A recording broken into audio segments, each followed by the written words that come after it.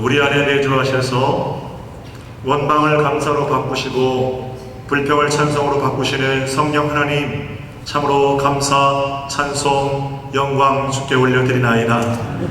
찬송을 듣고 말씀을 듣고 우리 마음 주께로 올려드릴 때에 큰 은혜의 시간 되게 하시고 부족한 종의 입술을 주님 홀로 주장하옵소서. 존귀하신 주님의 이름으로 기도 올렸나이다. 아멘. 할렐루야.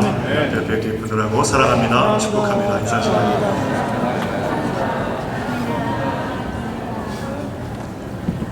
오늘 말씀을 듣고 더 자세히 말씀을 나누기 원하시는 분들은 저에게 속해 참석해 주십시오.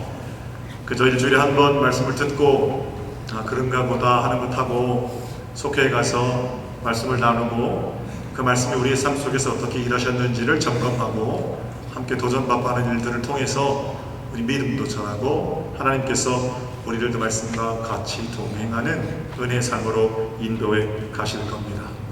이번 한 주간도 말씀을 나누는 자리마다 성령 하나님의 만지심이 있는 복된 자리가 되기를 주님의 이름으로 축복합니다. 지난주에 초복이 지났죠. 초복이 끝나고 여름이 여름 아닌 것 같더니 이제 본격적으로 여름이 시작되고 또 여름 한복판을 지나고 있지 않나 그런 생각합니다. 무더위에 여러분 어떻게 지내셨는지도 궁금하고요. 영과 육이 강건한 복된 여름이 되기를 소망합니다. 여름하면 가장 먼저 뭐가 떠오르세요? 저는 교회학교 여름 행사 제일 많이 떠오르고요. 그리고 그 교회학교 여름 행사와 견줄만하게 마음에 떠오르는 것이 바로 휴가입니다. 그렇죠? 여러분은 어떠십니까? 본격적인 휴가 시즌을 앞두고 본문 말씀을 통해서 오늘은 쉼에 대해서 함께 생각해 보고자 합니다. 먼저 본문 내용을 좀 보면은요, 마가복음 6장인데 마가복음 6장 첫머리에 예수님께서 제자들을 둘씩 짝을 지으셔서 고을로 내려 보내십니다. 마가는 그때 일을 기록하기를 주님께서 제자들을 내려 보내시면서 제자들에게 귀신을 쫓아내는 권능도 주시고 병자를 고쳐내는 능력도 주시고 너희들 가서 회개하라 이렇게 전파하라고 부탁하셨음을 마가는 증거하고 있습니다. 제자들은 주님의 명령을 따라서 주님께로부터 받은 권능을 가지고 세상 가운데 나가서 병자도 고치고 귀신도 내쫓고 그렇게 복된 사역을 감당하였습니다. 갈릴리의 평범한 어부였던 그들의 손에서 병자들이 일어나고 그들의 손을 통해서 귀신이 나가는 것을 보고 얼마나 놀랐겠습니까? 또 감격스러웠겠죠. 그 놀람과 감격을 가지고 다시 예수님께로 나아왔습니다. 제1차 파송, 전도 파송 결과 보고대회가 열리는 거죠. 자, 그런 본문이 오늘 배경입니다. 30절 말씀, 제자들이 예수님께 와서 뭐라고 했는지 이렇게 증거합니다. 한 목소리로 볼까요? 시작. 사도들이 예수께 모여 자기들이 행한 것과 가르친 것을 낱낱이 고하니. 제자들의 전도 보고가 시작되었습니다. 낱낱이라는 단어에서 우리가 엿볼 수 있는 것은 제자들은 매우 격양된 상태라는 겁니다. 그도 그럴 것이 갈릴리의 평범한 어부들이 하나님의 능력으로 축사와 치유를 행했으니까 얼마나 놀랍고 흥분됐겠습니까? 밤이 새도록 그들이 벌였던 일들을 예수님께 보고해도 아마 그 감동이 쉽게 가시지는 않을 겁니다. 예수님은 어떠셨을까요? 예수님도 그 보고를 듣는 것이 싫지 않으셨을 겁니다. 아마 야 너희들 참 잘했구나 라고 칭찬 한마디 하고 싶으셨을 겁니다. 그런데 본문에 웬일인지 예수님께서는 제자들에게 이렇게 말씀하십니다. 31절이죠. 다시 한 목소리를 봅니다. 시작. 이르시되 너희는 바로 한적한 곳에 가서 잠깐 쉬어라 하시니 이는 오고 가는 사람이 많아 음식 먹을 겨를도 없습니다.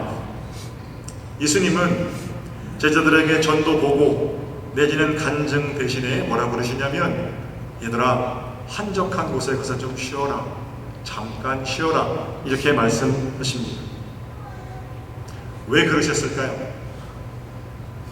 학자들마다 또는 목사님들마다 성경을 많이 읽으신 분들마다 여기에 대해서 수많은 생각을 할 수가 있으셔요. 본문의 정황, 앞뒤 문맥하고 똑같은 이야기가 있는 평행 본문의 이야기들을 좀 비교해 보면 왜 그러셨는지를 우리가 유추해 볼 수 있습니다.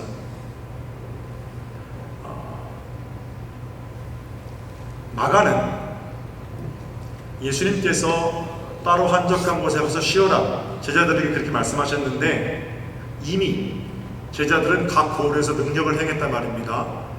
그러니까 그 슈퍼스타가 된 제자들을 보고 사람들이 몰려 나왔고 예수께서 말씀하시는 그 한적한 곳에 도보로 사람들이 먼저 가서 기다리고 있었다 이렇게 얘기합니다. 그런가 하면 그 다음에 오병이어의 기적을 행하시는데 오병이어의 기적은 사복음서에 공이 들어있는 이야기거든요. 오병이어의 기적을 기록하는 대목에서 또 다른 제자인 사도 요한은 뭐라고 증거하냐면 오병이어의 놀라운 기적을 맛본 자들이 예수를 왕으로 옹립하려고 그랬다 이렇게 말하거든요. 그때 예수님은 이런 방법도 안 하시고 산으로 떠나시는 거죠. 예수님은 그런 왕이 아닙니다. 배고픈 창자를 채워주시는 분이 아니라 우리의 영적인 갈급함을 채워주시는 분이시거든요. 그리고 와서 예수님 산에 내려오셔서 너희들이 먹은 그 떡이 떡이 아니고 내가 생명의 떡이다. 이게 사도 요한이 증거하는 복음이에요. 그러면 마가복음에 제자들이 열심히 보고하려고 하는 그 순간에 따로 한적한 곳에 가서 쉬어라 이 말씀은 그런 문맥에서 보면 사람들이 축혀 세우는데 거기 슬며시 앉지 말라는 거죠. 예수님도 사람들이 세우는 방식으로 당신이 왕이십니다 이렇게 말할 때 나는 평화의 왕이다 그러시잖아요. 왕으로 추대하는 인기와 명성을 동시에 얻는 그런 방법으로 하나님께서 일하시지 않는다는 겁니다. 그래서 제자들이 그 자리에서 당신에게 하신 일들을 보고하고 간증했을 때 사람들이 와, 저 사람 대단하다 이렇게 생각할 것이 염려스러우셨겠지요. 물론 이건 상상력입니다. 성경을 이렇게 읽다 보면 쭉 문맥 속에서는 그래서 예수님께서 제자들이 일단 좀 쉬어라 이렇게 말씀하셨겠구나 라고 생각해 볼 수 있다는 겁니다. 여하튼 간에 문맥 속에서 그러한 말씀의 의미를 끄집어낼 수 있는 그런 어떤 좋은 통찰들이 우리 가운데 있는가 하면 한편으로 주님께서 잠깐 쉬어라 하신 말씀을 통해서 우리 가운데 맡기신 사역과 우리 가운데 주신 쉼과의 관계 또는 쉼의 중요성 이런 걸 생각해 볼 수 있지 않을까요? 그래서 오늘은 여러분 예수님께서 잠깐 쉬어라 하신 말씀을 통해서 쉼의 의미 또 왜 쉬어야 하는지 이런 것들을 함께 생각함으로 특별히 본격적인 휴가 시즌을 앞두고 있는데 어떻게 하는 것이 잘 쉬는 것인가 하는 것들을 좀 생각해 보려고 그럽니다. 자, 첫 번째 제가 질문을 좀 드릴게요. 여러분, 왜 쉬어야 합니까? 왜 쉬어야 합니까? 일을 잘 하기 위해서 쉬는 겁니까? 틀린 말은 아니지요. 그러나 성경 말씀 이외에도 일 잘하기 위해서 쉬어라 이런 거는 성공 특강 같은 데가 더 있거든요. 성경 말씀에서도 그 성공 특강하는 거 보증하려고 일 더 잘하려고 충분히 쉬어야 한다 이렇게 말씀하시는 거 아니에요. 쉬어야 하는 첫 번째 이유는 예수님의 명령이기 때문에 쉬어야 하는 겁니다. 예수님이 쉬라고 하시면 쉬어야 되는 거예요. 사도들은 예수님이 부르셔서 모이셨습니다. 그렇죠?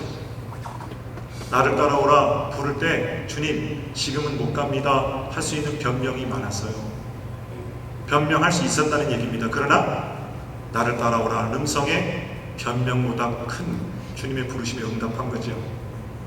자, 너희 둘씩 짝지어서 세상으로 나가라 이렇게 우리를 보내실 때도 그 보내심의 명령에 반하는 변명들이 많이 있을 수 있었죠. 주님, 제 믿음이 없어요.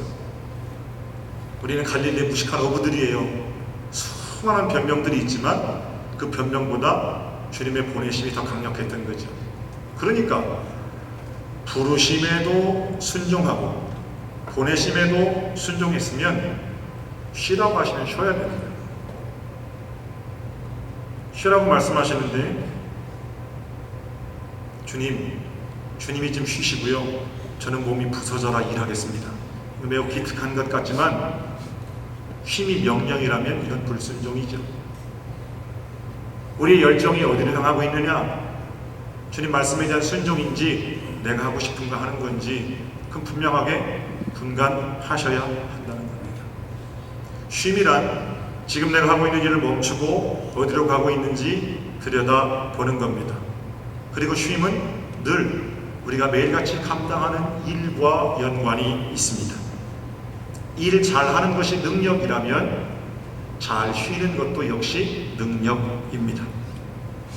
우리는 주님께서 맡기신 일을 감당하는 것만 순종으로 생각합니다. 그러나 쉬라는 명령에 바르게 응답하는 것 역시 순종이라는 겁니다. 쉼이 없으면 사람은요 필연적으로 일의 노예가 됩니다.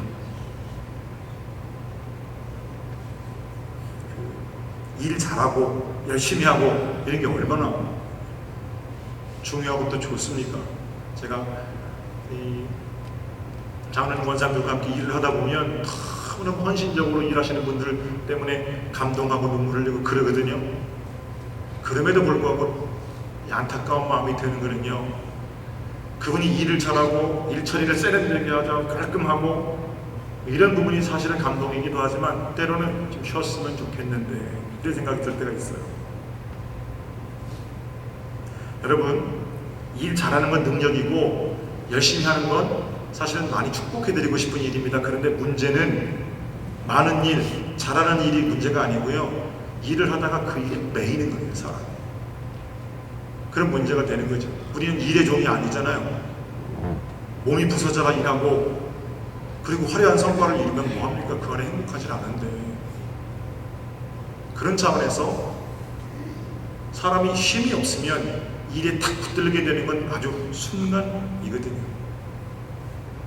쉼이란 나를 얽어매고 있는 그 일에서 잠시 떠나서 나를 다시 자세히 잘 들여다보는 겁니다.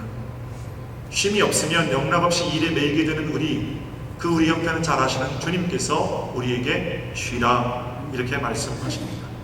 우리가 잘 아는 마태복음 11장 28절에 수고하고 무거운 짐진 자들아 다 내게로 오라 내가 너희를 쉬게 하리라 그러십니다. 일에 붙들려 사는 분들에게는 목사님 그 현실에서 이제 불가능한 일입니다. 내가 오늘 일하지 않으면 먹고 살 수가 없는데 어떻게 일합니까? 정말입니까? 주일날 문 닫으면 망합니까? 아니잖아요. 내가 쉬라고 하시는 명령에 완벽하게 순종하지 않으면 그렇게 힘들어지고 그렇게 어려워집니까? 주님은 나를 향해 생명까지 주셨는데 나는 그렇게 주님 앞에 주판을 튕겨야 되겠습니까? 그런 차원으로 생각해 보면 주님이 쉬라 하시는 명령은 나를 향하신 사랑의 명령인데 너무 핑계가 많다는 거예요. 현실에서는 쉬는 것이 불가능합니다 이렇게 말하고 싶은 생각이 들 때도 있죠. 그러나 우리 주님은 분명하게 일하는 것만큼 쉬는 것도 중요하다라고 가르치십니다. 행여나 제가 지금 드린 말씀을 오해하지 않으셨으면 좋겠어요. 쉬고 있는 동안 도끼를 갈아서 10시간 도끼질한 사람, 그 사람보다 5시간 도끼질한 사람이 더 많이 나무를 거둔다 이런 얘기가 아니에요.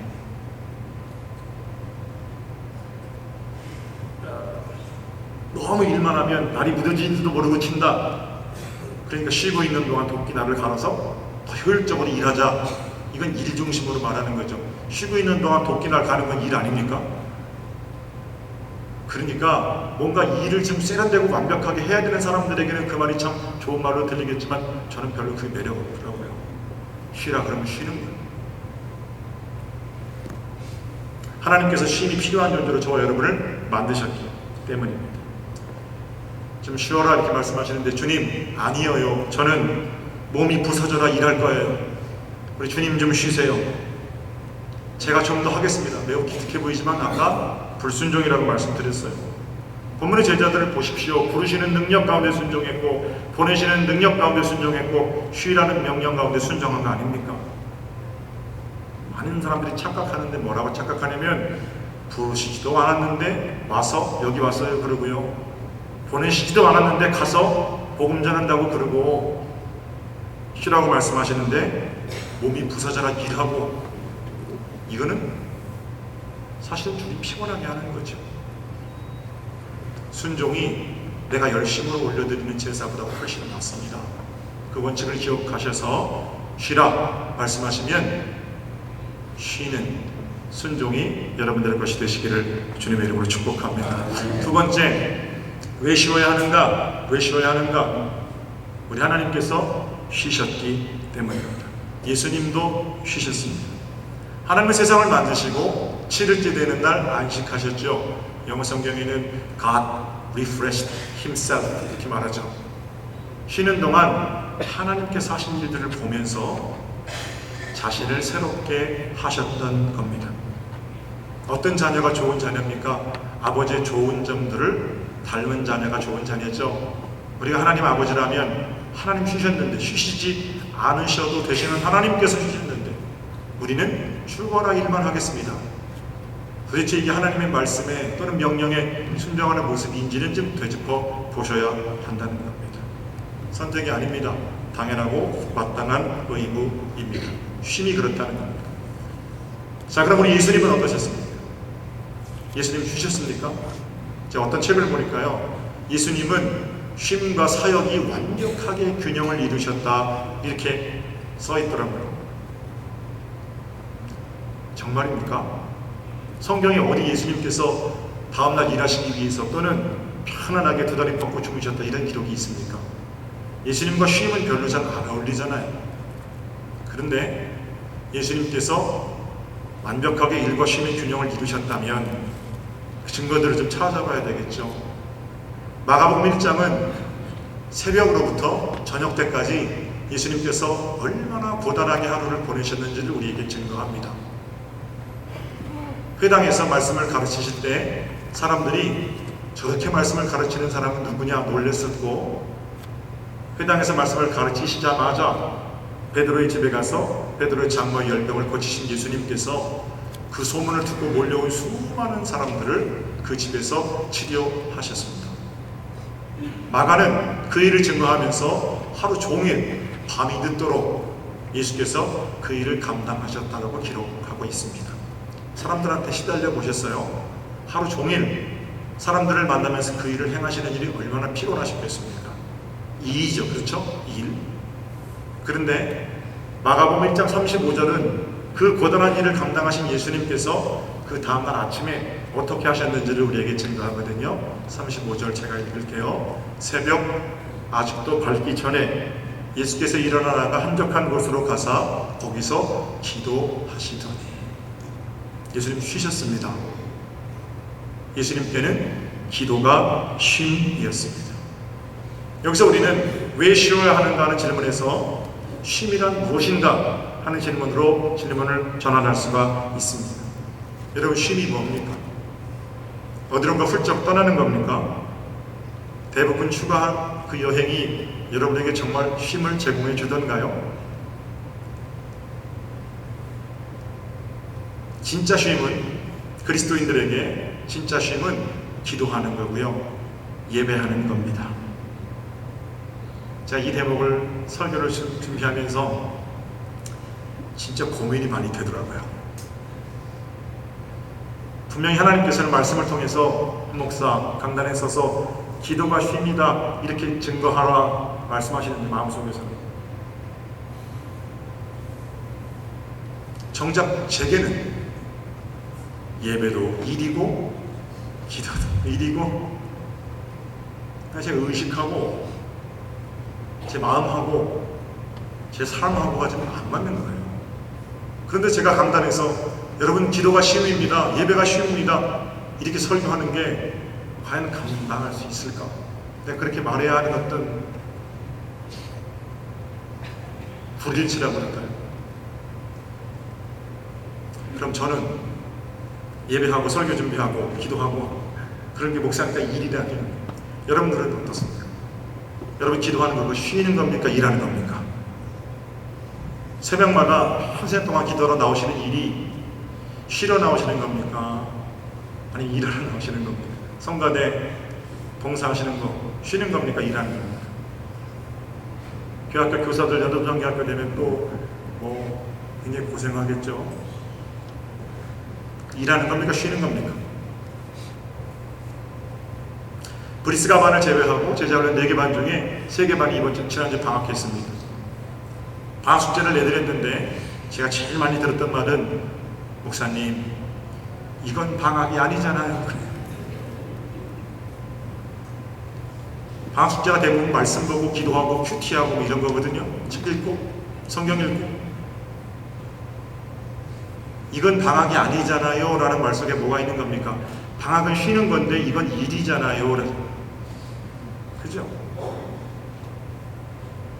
이건 방학이 아니잖아요 라고 하면서 기도하는 게 내게는 쉼이다 라고 말할 수는 없는 거잖아요. 제가 고민을 하듯이 여러분도 예배하고 기도하는 게 쉼이 되지 못하는 고민을 안고 계신 건 혹시 아닙니까? 제 질문을 좀 바꿔볼게요. 대답하기가 좀 어려우시면 기도하는 일, 날마다 하나님을 만나는 그 시간, 그 기도하는 일이 여러분에게 일입니까? 쉼입니까? 또는 그 일이 여러분에게 쉼이 되십니까? 만약에 내가 기도하려고 엎드렸는데요, 그 기도보다 어떤 일이 더 커 보이면, 그래서 그 일을 이루기 위해서 내가 지금 기도하는 거면 기도는 일입니다. 아시겠죠? 그러나 그렇게 엎드렸더라도 기도 중에 주님을 만나고 기도 중에 만난 주님이 더 커 보이면 그때부터 기도가 쉼이 됩니다. 그래서 제가 하나님께 엎드려서 하나님 목요일 새벽에 설교지 초안을 써놓고 기도가 쉼이고 예배가 쉼입니다 이렇게 얘기하려고 그러거든요. 이번 주에 하나님 어떻게 해요? 나는 기도가 일이고 예배가 일인데 하나님 제가 말할 수 있도록 지혜를 주세요. 엎드렸어요. 근데 주님께서 마음속에 어떤 마음을 주시냐면 한 목사 너 그럼 평생 기도할 때 일로만 기도했니? 그러시는 거예요. 기도하다가 편안해지고 기도하다가 고침받고 기도하다가 정말 한잠 너무너무 달게 자고 일어난 것 같고 기도하다가 마음에 감동이 되고 기도하다가 눈물 흘리고 기도하다가 고침받고 기도하다가 해결받고 그런 적 많았거든요.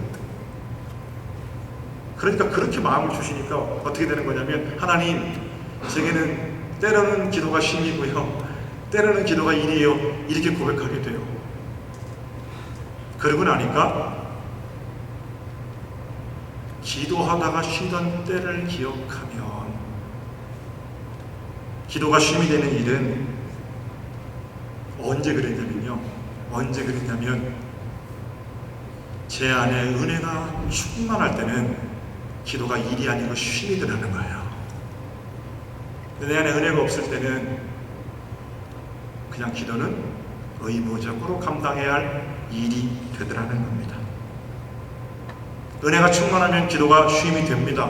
값없이 베풀어 주신 하나님의 사랑이 감격스러우면 그 하나님의 사랑에 엎드리는 것 자체가 예수 그리스도 안에 쉬는 쉼이 되는 겁니다.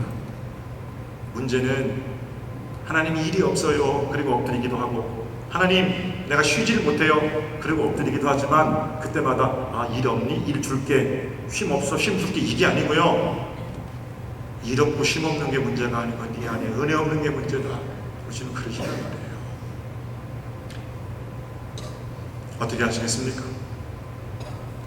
계속 일 타령, 쉼 타령 하시겠습니까? 아니면 주님 내 안에 은혜 주심으로 내게 주어진 수많은 일을 쉼으로 바꾸고 쉼을 일로 바꾸는 은총 가운데 살기를 원합니다.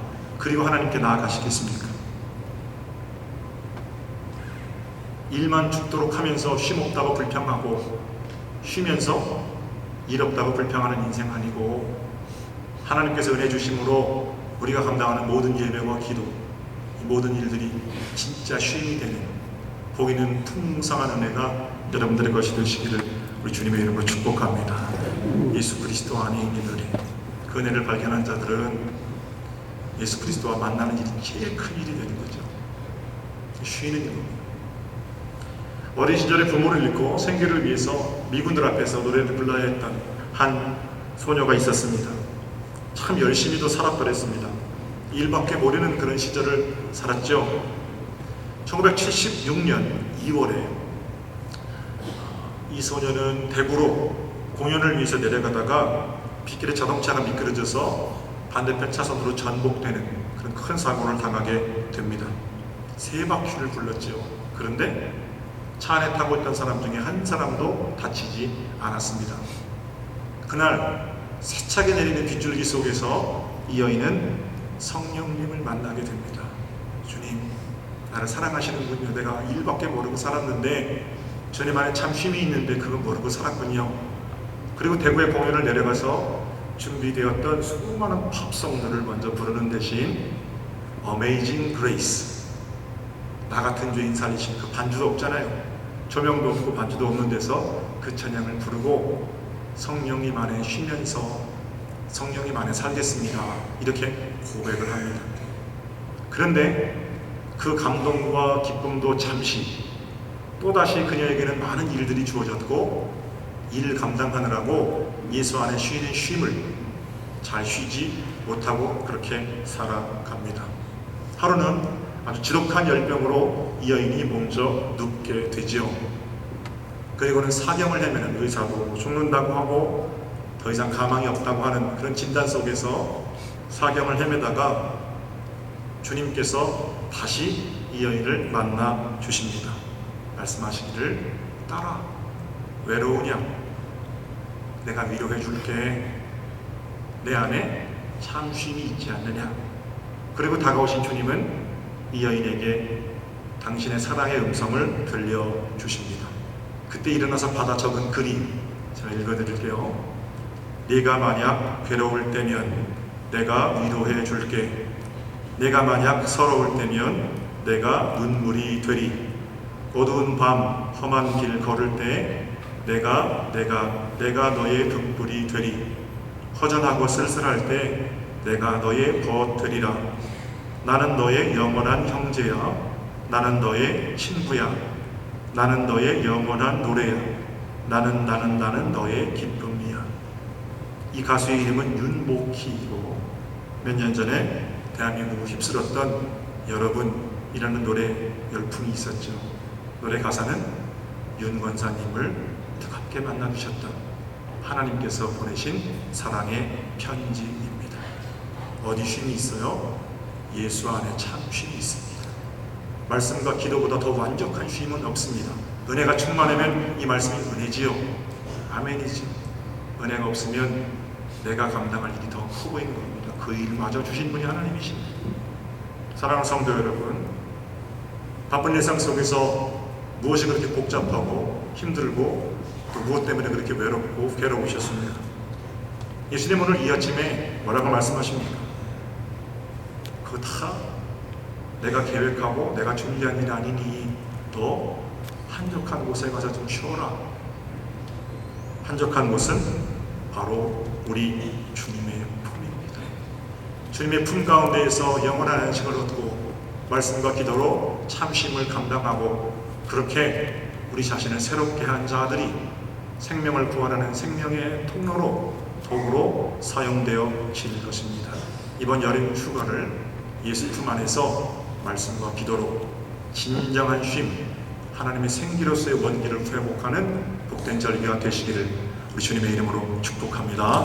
기도드리겠습니다.